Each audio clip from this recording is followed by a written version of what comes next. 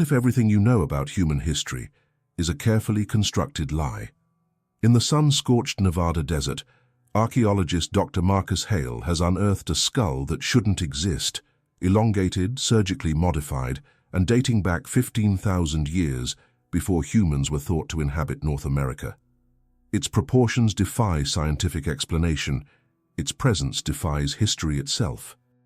As Hale and his assistant Claire Morton follow a trail of suppressed evidence spanning decades, they discover something more terrifying than any archaeological anomaly: systematic erasure, military classifications, disappeared scientists, an entire species, more advanced than early humans, deliberately removed from our historical record. But the most disturbing question isn't why these beings vanished thousands of years ago.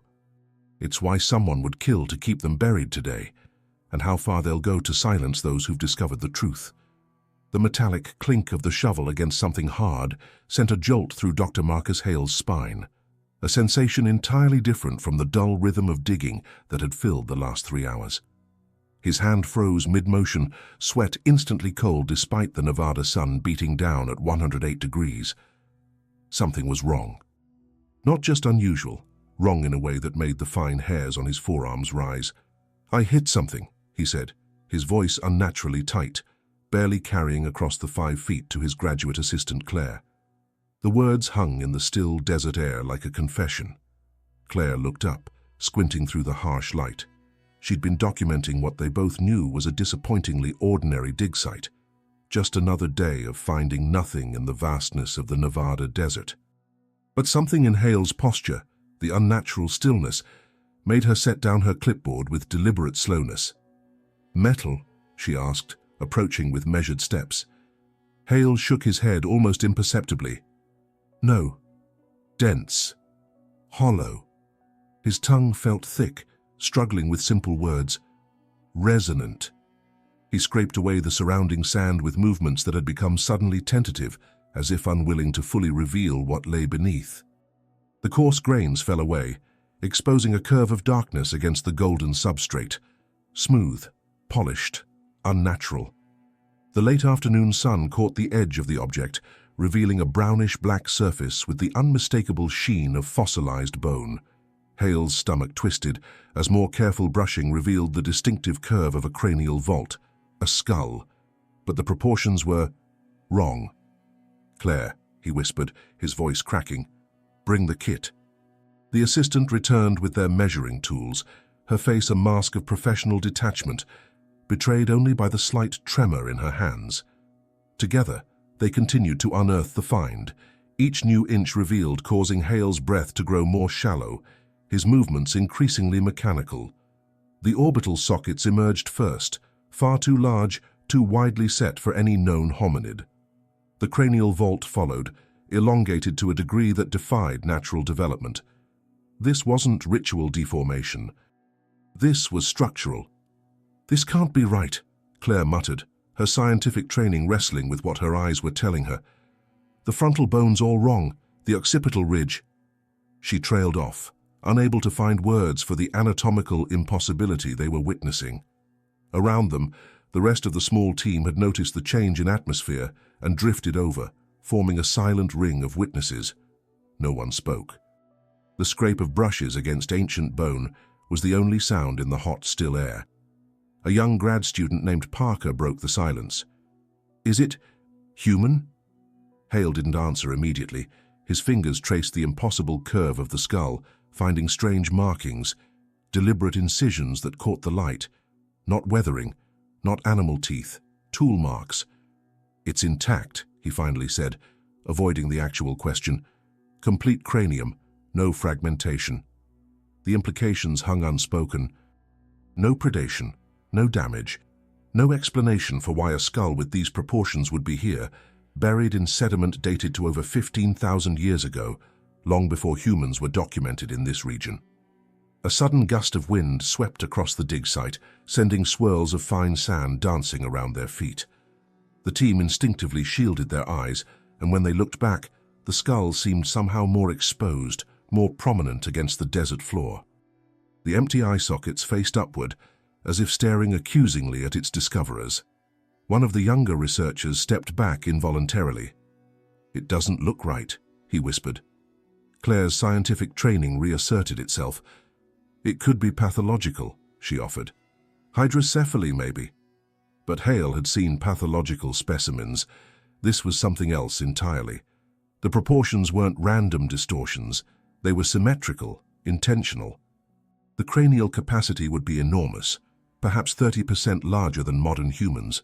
And those tool marks— "We need to document everything," he said, his voice clinical now, a defense mechanism against the crawling sensation at the back of his neck. "Full photogrammetry, soil samples from inside the cranial cavity, and I want dating done on site before we move it." A shadow passed overhead, a lone raven cutting across the cloudless sky.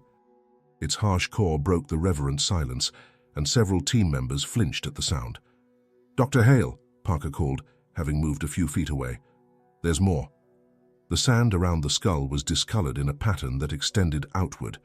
As they carefully brushed away more of the overburden, the discoloration revealed itself as a dark stain in the soil, organic material long decayed into the surrounding sediment. "It wasn't just a skull," Claire said, her voice barely audible. "There was a body." Hale nodded, the implications spinning in his mind. A complete body, carefully buried. But the skull— that skull didn't belong to any known species. The desert suddenly felt vast and threatening around them, as if they'd awoken something simply by uncovering these remains. The wind picked up again, stronger this time, whipping sand into small funnels that danced across the dig site. Equipment rattled. Papers fluttered wildly and tore free from clipboards. The team scrambled to secure their findings as the gusts intensified. Through the haze of airborne sand, the skull seemed to change, a trick of the light making the bone appear less fossilized, more recent. For a brief, irrational moment, Hale could have sworn the jaw moved. When the dust settled, the team stood in silence, staring at their discovery. The skull lay partly shadowed now as the sun dipped toward the horizon, creating the unsettling illusion of expression on the ancient bone. "We need to call the university," someone said, breaking the spell. "And probably the Bureau of Land Management." Hale nodded, but made no move toward his satellite phone. A peculiar reluctance had settled over him, an irrational fear that once this discovery left their small circle, something irreversible would be set in motion. He looked down at the skull again, at the impossible proportions and the tool marks that shouldn't exist in a specimen this old. A terrible understanding was forming in his mind. Either everything they thought they knew about human evolution in North America was wrong, or the alternative refused to fully form in his scientific mind. But as the shadows lengthened across the desert floor, casting the eye sockets of the skull into deeper darkness, one thought emerged with perfect clarity. They had found something that was never meant to be found. And now they would have to face the consequences. The fluorescent lights of the University of Reno laboratory buzzed overhead with an insectile persistence that had begun to drill into Hale's concentration. 3 days since the desert, and the skull sat centered on a stainless steel examination table, its presence commanding the room like a silent accusation. "Run it again," Hale said, not looking up from the preliminary measurements spread across his tablet. His voice carried the rasp of too much coffee and too little sleep. Claire sighed, adjusting the calibration on the imaging equipment. "This is the 4th scan, Marcus. The results aren't going to change." But they had to change. The data before him defied everything he'd built his career upon. Cranial capacity, 30% larger than Homo sapiens, bone density inconsistent with known evolutionary patterns, and the dating, 50,300 years, give or take a century, predated confirmed human settlement in the region by millennia. "The equipment must be compromised," he muttered, knowing it wasn't. The university had invested millions in this lab specifically for precise dating and analysis. Claire's reflection appeared in the polished surface of the table. "What if it's not wrong?" she asked quietly. The question hung between them, dangerous in its simplicity. Hale's fingers tightened imperceptibly around his stylus. "Then archaeology as we know it is wrong." The words tasted bitter. He leaned closer to examine the markings on the bone. precise, deliberate cuts that form geometric patterns around the parietal region. "These incisions," he began. "They're surgical," Claire finished, moving beside him with a magnifying lens. "Look at the beveling, the consistency of depth. These weren't made for ritual purposes. They're functional." The implications settled over them like a physical weight. Surgical precision 15,000 years ago on a cranium with non-human proportions. The lab door clicked open, breaking their concentration. Dr. Lawrence Webb from the anthropology department stood framed in the doorway, his tall figure casting a long shadow across the floor. "Marcus," he nodded, his gaze immediately drawn to the skull. "I came as soon as I got your message." He approached with measured steps, professional curiosity wrestling with obvious discomfort. As Webb examined the find, Hale noticed Claire slip her phone from her pocket, quickly typing something before returning it. A subtle gesture, but one that sent an unexpected surge of paranoia through him. Who was she messaging? What was she saying about their discovery? "The occipital ridge is wrong," Webb murmured, pulling on latex gloves to trace the contours. "And these orbital cavities." He straightened abruptly. "You've verified the dating?" Hale nodded. "Multiple times." Webb's expression hardened. "Secure the lab. No visitors, no cleaning staff, no undergrads, and classify all data as proprietary until further notice." "Larry," Hale began. "This isn't a negotiation, Marcus." Webb's voice dropped. "Do you have any idea what you found? Or what it could mean?" Before Hale could respond, the overhead lights flickered, once, twice, plunging the lab into momentary darkness before humming back to life. In that brief blackout, the skull had seemed to absorb what little light remained, its eye sockets deeper than physics should allow. "Power fluctuation," Claire said, but her voice lacked conviction. Webb was already moving toward the door. "I'm calling some colleagues from Berkeley. Keep this quiet until they arrive." He paused, hand on the doorframe.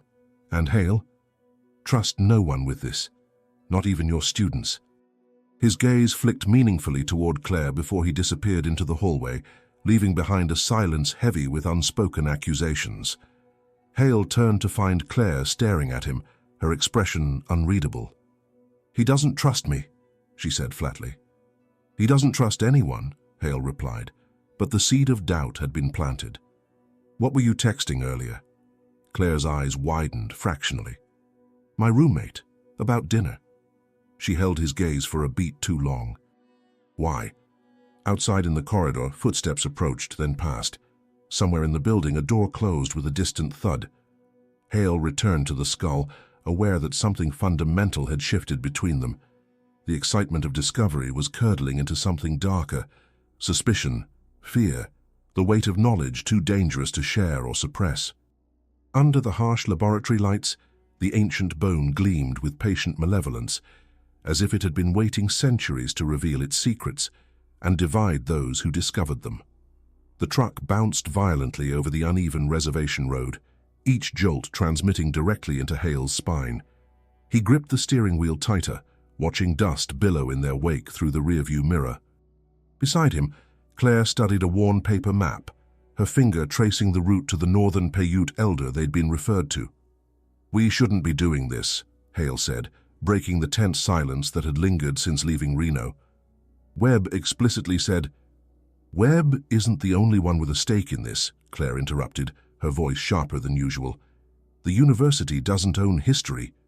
Hale glanced sideways at her, noticing the shadows beneath her eyes. Neither had slept properly since the discovery. Every time he closed his eyes, the skull's empty orbit stared back at him from the darkness. The reservation appeared ahead, modest homes scattered across the arid landscape, framed by mountains that shimmered in the heat. As they approached, Hale felt the weight of intrusion. They were outsiders here, carrying questions about remains that might belong to this land. Thomas Greyfeather's home sat at the edge of the community, a small house with a covered porch, where an elderly man waited in a wooden chair, as if he'd been expecting them. His weathered face remained impassive as they parked and approached. "Professor Hale?" He nodded, not extending his hand. "Ms. Morton." The use of their names without introduction sent a cold flutter through Hale's stomach. "Thank you for seeing us, Mr. Greyfeather," Claire said, clutching her tablet protectively. "We're researching the skull from Black Rock," Greyfeather finished, his dark eyes fixed on Hale. "News travels fast, even to places without good internet." He motioned for them to sit on the porch steps. Hale noticed the man's hands, gnarled with age but steady as stone. "Show me," Greyfeather said simply. Claire hesitated, glancing at Hale before opening her tablet to display the 3D scan of the skull. Greyfeather studied it in silence, his expression unreadable. Finally, he closed his eyes, as if the sight physically pained him. "My grandfather spoke of them," he said quietly. "The old ones. Those who walked before." Hale leaned forward. "Before who?" "Before us. Before people." Greyfeather gestured toward the distant mountains. "Our stories say they came from above the clouds, tall beings with eyes like midnight and heads that housed knowledge beyond our understanding." Claire typed rapidly, her academic skepticism visibly warring with the desperate need for answers. "Are there any artifacts? Written records?" Greyfeather's laugh was dry as the surrounding desert. "Written by whom?" "When white archaeologists arrived, they decided our oral histories were myths." "Convenient, yes?" He reached for a leather pouch hanging beside his chair and withdrew something wrapped in cloth. Unfolding it carefully, he revealed a small carving, dark stone shaped into an elongated skull with oversized eye sockets. The similarity to their find was unmistakable. "This has been in my family for 12 generations, Greyfeather said. "We are its keepers, not its owners." Hale's throat tightened. "The markings on the skull. Do your stories mention them?" Greyfeather nodded slowly. "The old ones opened their minds to receive wisdom. That is how they heard the stars." The scientific part of Hale's brain categorized this as metaphorical, but another part, a primal, instinctive part, recognized the ring of truth. "What happened to them?" Claire whispered. Greyfeather's expression darkened. "War. The people feared what they could not understand, so they hunted the old ones, drove them underground, then deeper." He pointed to the earth. "The desert holds many secrets. Some should remain buried." A hot wind swept across the porch, carrying dust that stung Hale's eyes. When his vision cleared, Greyfeather was staring at him with uncomfortable intensity. "You disturbed sacred ground," the elder said. "Now you must decide. Will you continue what our ancestors began by erasing them from history again, or will you speak their truth, whatever the cost?" Claire looked up from her notes, suddenly pale. "The cost?" Greyfeather returned the carving to its pouch. "Knowledge has always required sacrifice, Professor. The question is what you're willing to lose." As they drove back toward Reno, the setting sun painted the landscape blood red. Hale couldn't shake the elder's words, or the certainty that they had crossed a threshold from which there was no returning. "We need to go back to Black Rock," Claire said quietly. "There's more there than just one skull." Hale nodded, though dread settled in his chest like a stone. The academic pursuit of truth was colliding with something older and darker, a history written in extinction. Black Rock Desert stretched before them, a vast alkaline flat shimmering under the midday sun. Hale checked the GPS coordinates once more, comparing them with Greyfeather's hand-drawn map. Claire stood a few feet away, scanning the horizon with a pair of high-powered binoculars. "There's nothing here," she said, frustration edging her voice. 3 hours of searching had yielded nothing but sunburn and mounting doubt. Hale wiped sweat from his brow. The old man was specific about this location, something about how the mountains align. He studied the distant ridgelines, trying to match them with the crude drawings. The rational part of his mind, the scientist, the skeptic, questioned why they'd abandoned proper academic protocol to follow directions from a tribal elder. Yet here they were. "Wait," Claire said suddenly, lowering the binoculars. "That rock formation to the east, it matches the one in the skull markings." Hale squinted against the glare. A jagged outcrop rose from the desert floor, its silhouette eerily similar to the geometric patterns etched into the cranium. Not a random coincidence. They approached cautiously, their boots crunching on the sun-baked playa. The formation revealed itself as a cluster of basalt columns, volcanic remnants eroded by millennia of wind. At its base, a depression darker than the surrounding terrain. Claire reached it first, dropping to her knees at the edge. "Marcus," she called, voice tight with excitement. "It's an opening." What had appeared to be shadow was actually a narrow fissure descending into darkness. Recent erosion had exposed what might have been concealed for centuries. Hale felt his heartbeat quicken. "We need proper equipment. A team." Claire was already attaching a light to her helmet. "We might not get another chance," she said, fixing him with a determined stare. "Webb's colleagues arrive tomorrow. Once they take over..." The unspoken implication hung between them. Their discovery would be classified, controlled, possibly buried again, this time in academic bureaucracy. Reluctantly, Hale prepared his own equipment. The fissure was barely wide enough for an adult to slide through. Claire went first, disappearing feet first into the earth. Hale followed, fighting claustrophobia as the rock walls pressed against his shoulders. The passage dropped vertically for about 6 feet before opening into a narrow tunnel. Their helmet beams cut through darkness thick enough to feel physical, revealing smooth walls that couldn't have been formed naturally. "These are tool marks," Claire whispered, her fingertips tracing regular patterns in the stone. "Precision cutting, not natural erosion." Hale checked his air quality monitor. Oxygen levels normal, no methane. At least they wouldn't suffocate or explode. Small comfort as they ventured deeper, the desert heat giving way to subterranean chill. The tunnel descended gradually, branching occasionally. They marked their path with electronic beacons, small comfort in the disorienting darkness. After 20 minutes of careful progress, the passage widened abruptly. Claire's light played across the far wall, illuminating the first of the symbols. Geometric patterns identical to those on the skull, etched into the living rock. Beside them, pictographs depicting elongated figures with oversized craniums. "It's a record," Hale breathed, his scientific skepticism crumbling. "A visual history." The symbols continued along the wall, telling a story neither could fully interpret. Figures looking upward at circular objects in the sky. The same figures engaged in what appeared to be construction or teaching. And then, conflict. Smaller figures with weapons surrounding the elongated ones, scenes of pursuit, retreat. A sound like shifting sand made both freeze. Hale swept his light toward the source, an adjoining tunnel they hadn't noticed. For a heartbeat, he could have sworn he saw movement, a shadow retreating from the beam. "Probably bats," Claire said, though her voice lacked conviction. They pressed forward, the passage eventually opening into a chamber large enough that their lights couldn't reach the ceiling. The air felt different here, colder, charged with an unsettling stillness.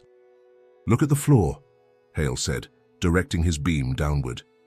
The smooth stone was marked with regularly spaced depressions, each roughly 6 feet long, dozens of them arranged in concentric circles. Claire's light trembled slightly. "Burial niches." Hale approached the nearest depression, kneeling to examine its edges. "Not burial, storage." He pointed to regular holes drilled into the rim. These held fastenings, like specimen drawers. The implication hit them simultaneously. This wasn't a tomb, it was a collection, a library of bodies. In the center of the chamber stood a raised platform of worked stone.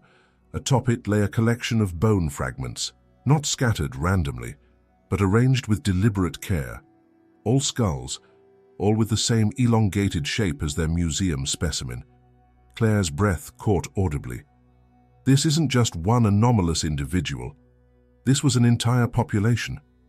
Hale's light caught something else, a symbol carved into the platform's edge. A geometric pattern he recognized immediately from the military documents Webb had shown him. The authentication mark of a classified government project from the 1940s. "They've been here before us," he said, the cold realization settling in his gut. "They found this place decades ago." Claire turned slowly, her light revealing more evidence of modern intrusion. Drill marks in the walls, remnants of scientific equipment long abandoned. "Why hide it?" she whispered. "Why pretend this never existed?" From deep within the tunnel network came the sound again. Not sand this time, but something more deliberate, a scraping of hard material against stone. Then silence, heavier than before. Neither mentioned it as they gathered samples and documented the chamber. Neither acknowledged the growing certainty that they weren't alone in the darkness, and neither dared voice the question that hung between them. If an advanced species had been systematically erased from history once, what would happen to those who tried to bring them back into the light? The microfiche reader hummed in the basement of Reno's public archives, its blue light casting Claire's face in a ghostly glow. 3 days had passed since Black Rock, and sleep had become a distant memory. Her fingers trembled slightly as she advanced through decades-old newspaper articles, searching for something, anything, that might explain what they'd found. "You look terrible," Hale said, setting down a cup of bitter vending machine coffee beside her. His own appearance wasn't much better. Unshaven, eyes bloodshot, the same clothes he'd worn yesterday. Claire didn't look up. Found something. Nevada State Journal, July 1947. She tapped the screen where a small article was barely visible in the corner of the page. Military exercise in Black Rock region completed. Hale leaned closer, squinting at the grainy text. Standard announcement. Doesn't mention excavations. Look at the photo. The image showed military personnel standing beside trucks loaded with large crates. Nothing remarkable, except for a partial symbol visible on one crate, identical to the mark they'd found carved into the stone platform underground. "Project Black Sun," Claire said, sliding over a folder of printouts. "I cross-referenced with declassified military records. It officially existed from 1946 to 1952, supposedly geological surveys, but look at the personnel roster." Hale scanned the list, his expression darkening. 3 anthropologists, a linguist, 2 medical doctors specializing in cranial surgery. He looked up. This wasn't geology. Claire advanced the microfiche to August 1947. Another small article mentioned unusual specimens being transported to a research facility near Groom Lake. The rest was frustratingly vague, deliberate obfuscation disguised as mundane reporting. "They found the chamber," Hale said, connecting the dots, studied the remains, then classified everything. "Not just classified," Claire corrected, pulling out a final document. A memo dated October 1952 with most content redacted, except for one chilling phrase: "Material disposed. Site sanitized." The implication hung between them. Whatever had been discovered was deliberately destroyed. History altered, truth buried. "We need to talk to someone from the original project," Hale said, though they both knew the likelihood of finding a surviving member was slim. Claire closed her eyes, massaging her temples. "What about the University Museum archives?" Webb mentioned cataloging anomalous findings from the 40s and 50s.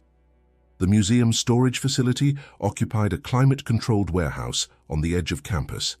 Using Webb's access code borrowed without permission, they entered the labyrinth of shelves containing artifacts deemed unworthy of display.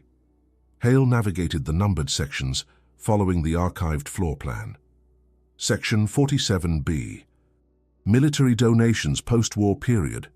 The shelf held dozens of identical grey boxes, each bearing catalogue numbers but no descriptions. Methodically, they began examining contents, mostly mundane artifacts from military installations, buttons, insignia, fragments of equipment. In the 17th box, wrapped in acid-free tissue, lay a folder of photographs, black and white images of excavations, the same chamber they'd discovered. Men in military uniforms stood proudly beside crates containing skeletal remains. One photo showed a row of elongated skulls arranged for documentation, at least 12 specimens. "Jesus," Hale whispered, the confirmation of systematic collection hitting him with physical force. The final photo showed a man in a lab coat examining a skull with the same surgical markings as their specimen. On the back, a handwritten note: "Dr. Whitman demonstrating cranial modification technique. Subject 7. Claire's hand trembled as she held the photo. Modification technique. They were trying to replicate the skulls. Before Hale could respond, the overhead lights flashed twice before stabilizing. Both froze, suddenly aware of how exposed they were. "We need to go," Hale said, carefully returning everything except the annotated photo, which Claire slipped into her pocket. As they navigated the silent rows toward the exit, a shadow moved at the far end of the aisle. the unmistakable silhouette of someone watching. By the time they reached the spot, it was empty. But on the floor lay a business card for the Department of Defense Historical Review Division, blank except for a handwritten time, 9 p.m. Outside, the evening air did nothing to dispel the chill that had settled in Hale's chest. Campus security cameras tracked their movement across the parking lot. His phone vibrated with a text from Webb. "Where are you? Colleagues arrived. Urgent." "Someone knows we're looking," Claire said, glancing over her shoulder as they reached the car. "The question is whether they want to help or stop us."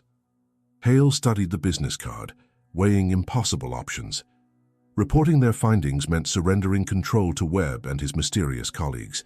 Meeting the card's owner meant risking ambush. Doing nothing meant living with the knowledge that an entire species had been erased from history and that they might be next. 9 o'clock, he decided finally, but we make copies of everything first. Insurance. Claire nodded, her expression hardening into resolution. Whatever happened to these beings, these people, someone made a choice to erase them.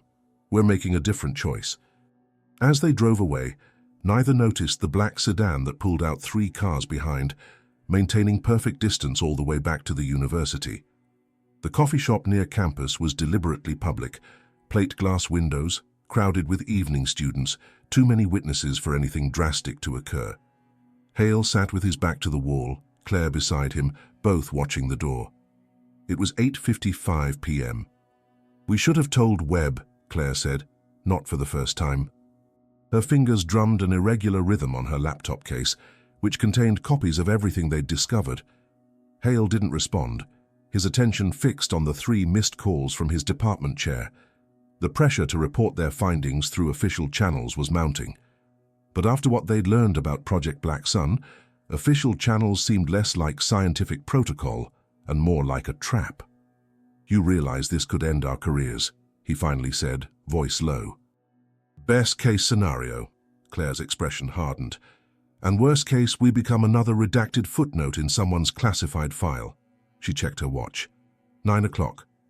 As if on cue, the door opened. A man in his 70s entered, tall, stooped, but still carrying himself with military posture. He scanned the room with practiced efficiency before approaching their table. "Dr. Hale, Ms. Morton." He didn't offer his name or hand.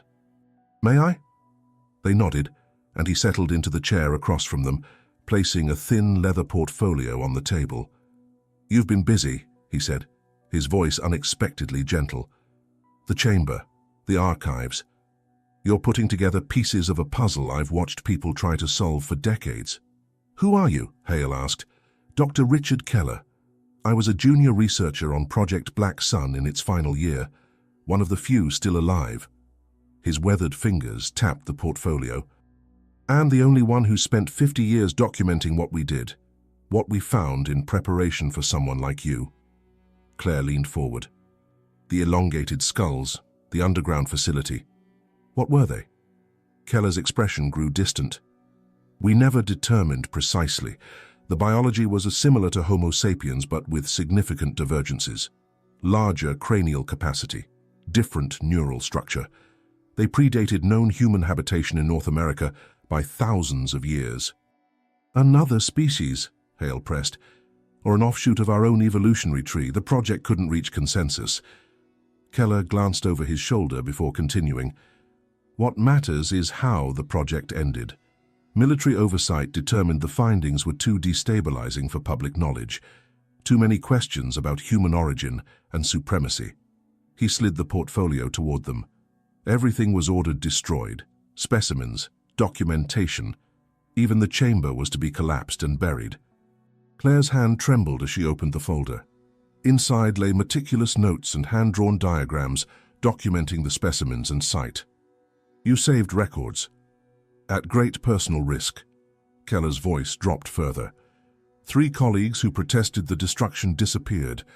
Official records show reassignments or accidents. The reality was less administrative. The implication chilled the air between them. This wasn't merely academic suppression.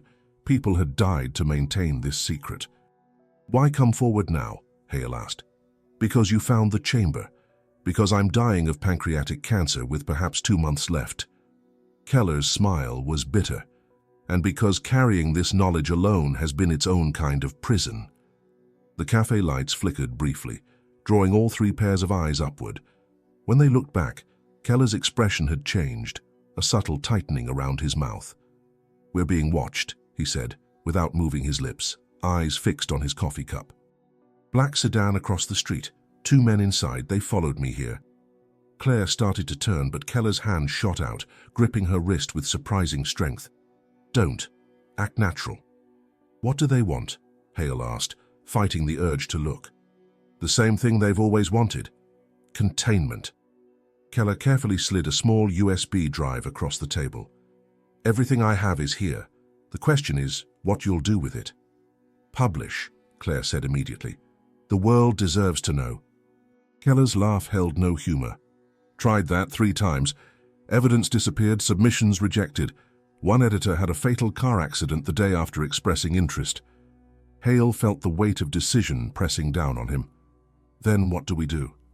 "Distribute widely, anonymously. Create too many copies to suppress." Keller stood slowly. "I've done my part. Carrying this forward or burying it again, that's your choice now." He moved toward the door, then paused. "Whatever you decide, do it quickly, and trust no one. Not your colleagues, not each other." His eyes locked with Hale's. "Especially not each other." As he exited into the night, Claire turned to Hale, face pale. What did he mean, especially not each other? The question hung between them, planting seeds of doubt that neither could afford. Outside, the black sedan's engine started. "We need to go," Hale said, gathering their materials. "Separately." Claire clutched the USB drive, conflict evident in her expression. "Marcus, if we split up, we increase our chances of getting this information out." He couldn't meet her eyes, and decrease the risk of both being silenced. The word choice wasn't accidental. They had crossed from academic discovery into something darker, a conspiracy spanning decades, willing to eliminate threats. As they parted outside, the distance between them felt greater than physical space. Hale watched Claire walk toward campus housing, the weight of Keller's warning pressing against his chest like a stone. Trust no one, especially not each other. The black sedan remained parked, its occupants watching impassively as night settled over the university. Dawn broke over Black Rock Desert in shades of rust and amber as Hale killed the engine of his rented Jeep. 48 hours had passed since his meeting with Keller, hours spent analyzing data from the USB drive and making a decision that felt increasingly inevitable. He had to see the chamber again, this time with the knowledge of what it truly represented.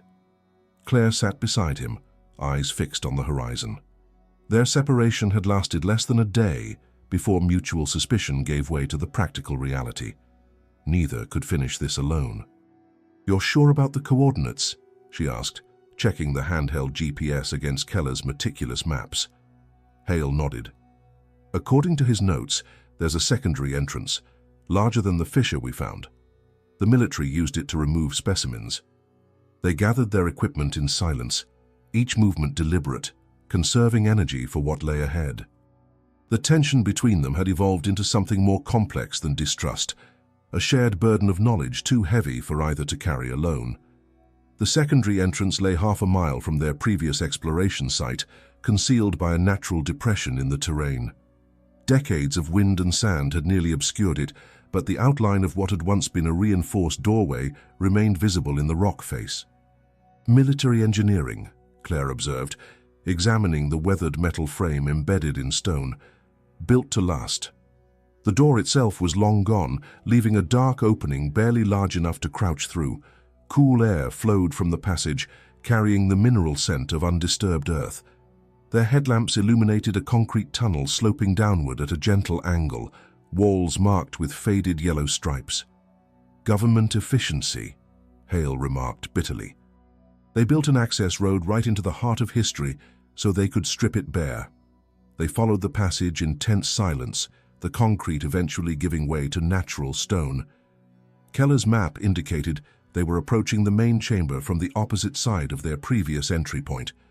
The tunnel widened suddenly, opening into a vast space their lights couldn't fully penetrate. The chamber they'd discovered previously was merely an antechamber to this, a cathedral-like cavern with ceiling lost in darkness. Their lights swept across walls covered in geometric patterns identical to those on the skull. Not random markings, but a coherent system, a written language. "My God," Claire whispered, her academic training reasserting itself through layers of fear. "It's a library." Hale moved toward the center where massive stone tables stood arranged in concentric circles. Each bore the remnants of what might have been astronomical instruments, precision-cut stone discs with angular markings. "Keller's notes mentioned this," he said, checking the digital copy on his tablet. "They theorized it was a scientific facility, a place of learning." Claire traced the symbols etched into one table's edge. Not just learning, teaching.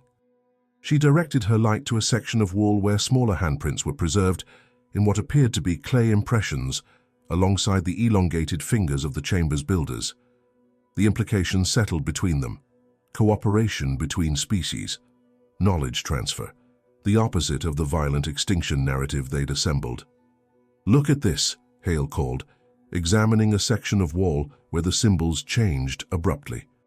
The geometric precision gave way to cruder markings, images of conflict, of pursuit, humanoid figures wielding weapons against the elongated forms. "The historical record," Claire said softly, "the beginning of their end." In the center of the chamber stood a raised dais of polished stone. Atop it lay what generations of wind-blown sand couldn't completely bury, a single complete skeleton. Not fragmentary remains like they'd found before, but an intact specimen, carefully positioned. The elongated skull was unmistakable, as were the proportions, taller than modern humans with longer limbs and more delicate bone structure. Claire approached reverently, her light revealing what the military excavation had missed or deliberately left behind. "It's a woman," she said, noting the pelvic structure. "And look, the skull bears the same surgical modifications, the same opening." Hale knelt beside the remains, emotion overcoming scientific detachment. This wasn't merely evidence, it was a person, the last representative of a civilization erased twice, once by prehistoric violence, then again by modern suppression. "The USB drive contained their conclusions," he said, voice thick. "These beings possessed knowledge that threatened our understanding of human development, evidence of advanced astronomical awareness, mathematical concepts that wouldn't be rediscovered for millennia. They weren't just contemporaries of early humans, they were teachers. And we killed them for it," Claire finished, then buried the evidence. The weight of this knowledge, this responsibility, pressed against Hale's chest until breathing became difficult. History had been falsified. An entire chapter of human development excised because it contradicted the narrative of human supremacy. "We need to document everything," he said, reaching for his camera. "Every symbol, every artifact." As their light swept across the chamber, something glinted in the shadows beyond the dais, metal reflecting their beams. Moving closer, they discovered modern equipment half buried in sand. Camera tripods, specimen containers, the rusted remains of measuring devices. "Project Black Sun," Claire said, examining a metal case bearing the faded insignia they'd seen in Keller's photos. Hale pried open the case, finding preserved documents inside, field notes from the original excavation. As he scanned the faded pages, his blood ran cold. "Claire," he said, unable to keep his voice steady. "According to this, they found 13 complete specimens, all with evidence of the same cranial modification." He looked up, the horror of understanding dawning. They weren't just documenting these beings, they were trying to understand their cognitive abilities, their brain structure. Claire's face paled in the harsh light. For what purpose? The answer lay in the final pages, recommendations for practical applications of recovered neurological architecture. The military hadn't merely hidden these remains, they had studied them, seeking to weaponize whatever evolutionary advantages these beings possessed. Outside, the desert wind picked up, sending a hollow moan through the tunnel system, a sound too easily imagined as distant voices calling for justice long denied. The university laboratory felt alien to Hale now, sterile fluorescence and modern equipment suddenly incongruous with the weight of ancient knowledge they carried. 3 days had passed since Black Rock. 3 days of documenting, analyzing, deciding. The skull sat on the examination table between them, its elongated form no longer merely curious but profound, evidence of a historical crime spanning millennia. Claire stood opposite him, dark circles under her eyes testament to sleepless nights spent processing their discoveries. "Webb's team is demanding access," she said, sliding her phone across the table. The screen displayed a series of increasingly urgent messages. "They're threatening to involve the university president if we don't comply by noon." Hale checked his watch. 10:37 a.m. Time collapsing around a decision point. "And Keller?" he asked. Claire's expression tightened. "Gone." His apartment cleared out. Phone disconnected. She didn't need to elaborate on what that might mean.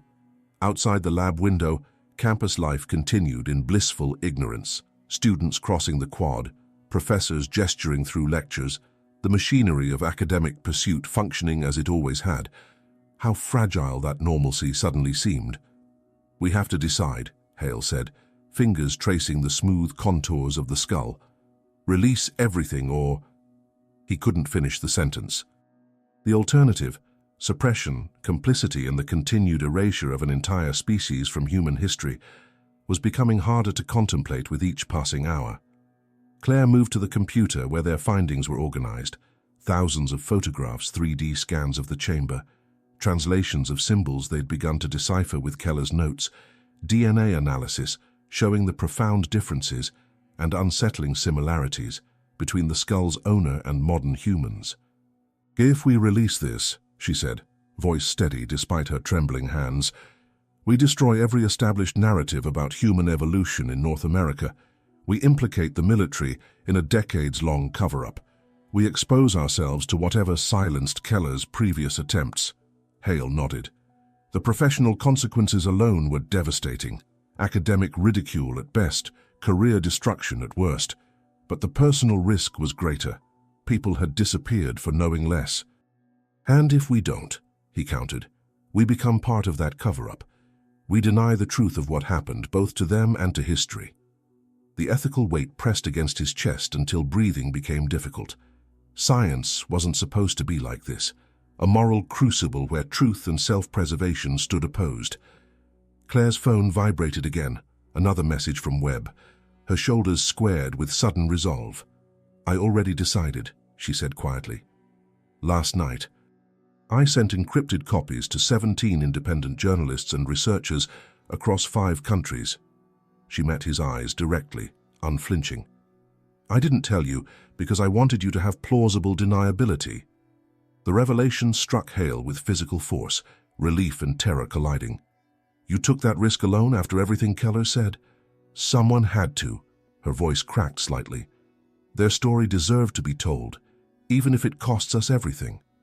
Before Hale could respond, the lab door slid open.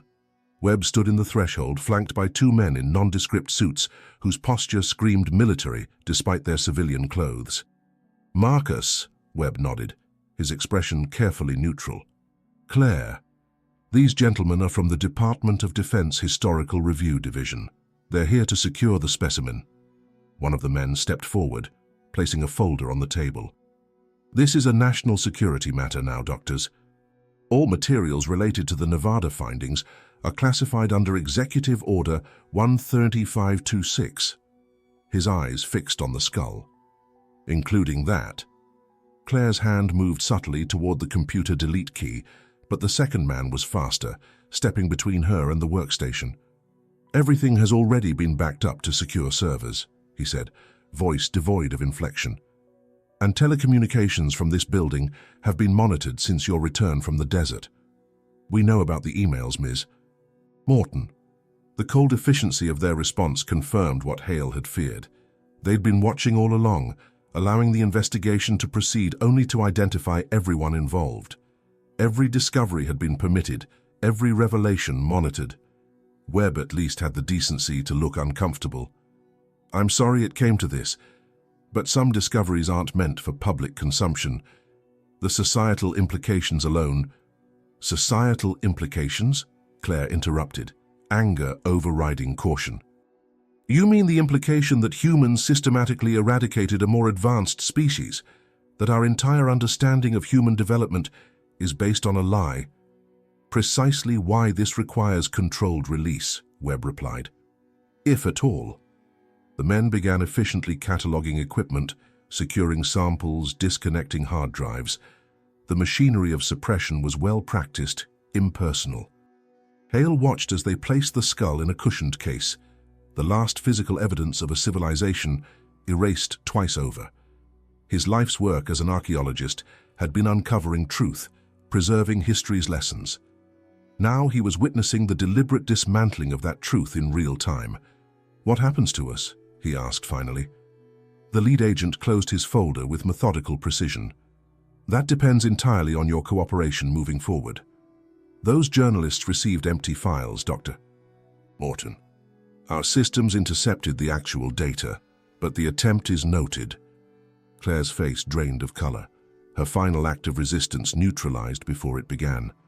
As they were escorted from the lab, campus security keeping curious onlookers at bay, Hale felt the weight of the impossible choice still before them, silence and complicity, or resistance and erasure. There would be no academic paper, no revised textbooks, no recognition of humanity's darker chapter.